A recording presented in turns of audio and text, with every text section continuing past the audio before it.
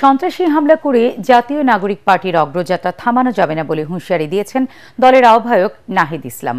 দুপুরে নীলফামারীর সৈয়দপুরে জুলাই আন্দোলনের শহীদ সাজ্জাদের কবর জিয়ারত শেষে তিনি বলেন, যারা সংস্কার পেছাতে চায় তারাই এমন হামলা চালাচ্ছে।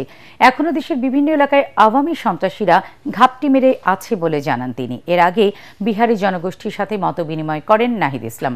বলেন, ভাষা যাই হোক না কেন দেশের সব নাগরিকের মর্যাদা ও অধিকার আদায়ের জন্য কাজ করবে এনসিপি। দেশে বসবাসরত বিহারি জনগোষ্ঠী এখনও তাদের মৌলিক অধিকার থেকে বঞ্চিত বলে মন্তব্য করেন তিনি। তাদের অধিকার আদায়ে এনসিপি সবসময় কাজ করে যাবে বলে আশ্বাস দেন নাহিদ ইসলাম।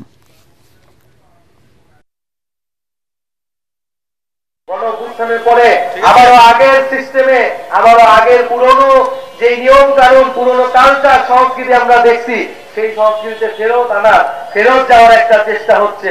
আমরা হুঁশিয়ারি দিতে চাই যে 24-এর গণঅভ্যুত্থান যারা করেছে তারা কিন্তু এখনো জাগ্রত আছে, এখনো রাজপথে আছে। পরে যদি কেউ মনে করে আবার পুরনো বন্দোবস্ত, পুরনো দখলদারিত্ব, পুরনো সন্ত্রাসের রাজনীতি আবার ফেরত আনবে, তাদের পরিণতিও কিন্তু স্বৈরাচার হাসিনার মতোই হবে। দর্শক, এই মুহূর্তে এনসিপির জুলাই পদযাত্রার বহরে আছেন আমাদের সহকর্মী মাজহারুল হক মুহাজির। সবশেষ জানতে সরাসরি চলে যাচ্ছি তার কাছে। মুহাজির, কর্মসূচির বহরে আছেন, এই মুহূর্তে সাধারণ মানুষের কেমন সাড়া মিলছে?